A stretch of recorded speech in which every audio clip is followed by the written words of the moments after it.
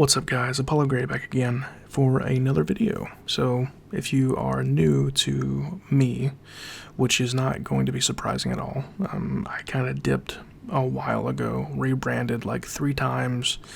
It didn't work out because of time, scheduling, that sort of stuff. I just didn't have the time to commit to it. I don't know if I have time to commit to it this time, but I'm going to make a valiant attempt to commit. So I have a collection video for you. Most of it is manga, but some of it is novels. If you have ever seen one of my collections before, if you remember me from way back in the day, I had close to like 2,000 volumes at like my peak. I have nowhere even remotely close to that. I think the last count I had was like less than 150 volumes. I don't even think I have 120 volumes anymore. But we're going to be slowly, very, very slowly building back the collection. I had to sell a lot of stuff before I moved. So, yeah, we're going to be starting off with Ultraman. I have the first 2 volumes of Ultraman, and I'm going to be honest with you. When I first read it, like way back in the day when I first picked it up, I did not like it. I got the first 2 volumes. Never picked any more up. I recently reread it like in the last couple of days. And actually, rereading this and then rereading Pluto is the reason why I decided to start back up the channel. But I reread through Ultraman, the first 2 volumes I have, and reread through Pluto, and they have like invigorated my need to get into manga again. So there's that. We also have Black Lagoon by Ray Hiyori. I think volumes 11 and 12 are out at this point. I'm sorry, 12 and 13 are out at this point. So I am behind on that. And then, of course, we have Pluto. Easily one of the best short manga you can ever get it, like, anywhere. It's so good. And then after that, we have A Bride Story by Kaoru Mori. So if you like historical manga, especially like Middle Eastern inspired manga, and you like strong female characters, this is absolutely the manga for you. I think there is 14 volumes out in the US currently. These volumes are a little pricey. I think they're like 17 to 20 bucks a piece, but they are hardcover, and they are very nice hardcovers. And the art is to die for. If you've never read a Mori manga, you absolutely should. And then I have the first 26 volumes of Noragami, minus volume 25. I don't know where it went. I had it. I picked it up. I remember buying it. I don't know where it went. This manga shouldn't need an introduction, but if it does, it is a Shinto religion style battle manga from Japan. Of course, it's Japan, it's manga, but it's a Shinto religion kind of manga about this god of... he wants to be a god of fortune and god of hope. He's kind of a klutz. It's a really, really good manga, especially if you like battle shonens. It's like way above what I would consider a battle shonen. After that, we have, in my opinion, one of the best mangas of all time. This is a controversial opinion.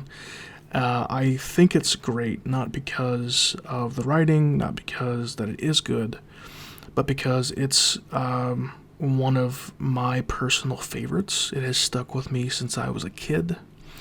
It is one of those manga that I think I will cherish for my entire life. It has been with me since I was like in middle school. It was like the second manga I had ever read, or started reading, I should say, because I think it ended in like the mid 2010s. But yeah, in my opinion, it's fantastic. After that, we have Call of the Night, which is another one. It's by Kotoyami, that I've been reading recently. I have the first 14 volumes of, and I adore this manga. It is so good. It's a vampire romance. but it's so much more than a vampire romance. It's a mystery. It's not really a thriller, but at times it can be.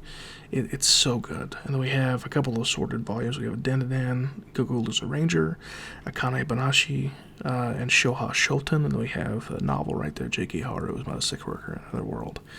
I've read everything on that shelf, and it's fantastic. Getting into the first batch of novels, we have Dune, Dune Messiah and Children of Dune by Frank Herbert.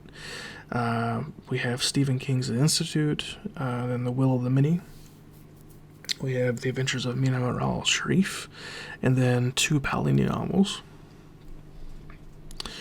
Then we have the Mistborn trilogy, and then the first 6 books in Robin Hobb's The Farseer, The Realm of the Everlings.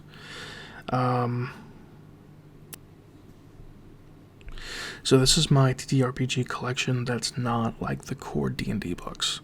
So Historica Arcanum is a like Middle Eastern style or themed expansion for D&D. It has like adventures, rules, everything that you could ever want.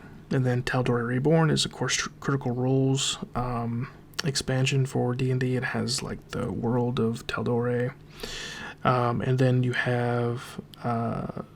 so that's the Seeker's Guide of Twisted Taverns. So this is a book, a compendium of tons of taverns with adventures or missions, that sort of stuff. Hexbound is an expansion on D&D with tons of subclasses, items, NPCs, that sort of stuff. And then so we have Vampire the Masquerade, which is by World of Darkness, which I think is by Renegade now. It's kind of weird. So the World of Darkness is the engine that it runs off of, and then Renegade owns the license to it. It used to be owned by White Wolf. And then I have 2 Free League games. I have the Walking Dead role-playing game, and then I have the One Ring. So the One Ring is an expansion off of the Lord of the Rings game. So one Free League runs off of Zero Year Engine, which is completely different from D&D's 5e engine, or D&D's Dungeons & Dragons engine. So the D&D, or the One Ring and the Walking Dead games are completely different games from D&D as far as engine goes. Now, One Ring does have a companion to it for D&D rules called the Lord of the Rings. So that's about Free League as well. I'll plan on getting that soon. And then Blade in the Dark. It's a rogue light kind of game where you play as a kind of like a bandit, but like a thief. After that, we have more manga. We have Sunny and Fullmetal Alchemist. There are, I think, 18 collected editions of the Fullmetal Alchemist. Maybe 16. I can't remember. I have to get the rest of them eventually. I don't know if they're out of stock or out of print yet. I hope not. Then we have Spice and Wolf, which is an amazing anime. Well, it's a pretty good anime. Really, really good light novel series. Really good manga series, in my opinion. We have some nature books, some astronomy books, that sort of stuff. I have way more than that, but that space is empty because they're all back in Kentucky. And then, of course, my Dungeons & Dragons books, which I'm missing a couple. Those are also in Kentucky. But, yeah, thank you guys so much for hanging out. Thank you for watching my video. I hope you enjoyed it, and I hope you have a wonderful day. Bye.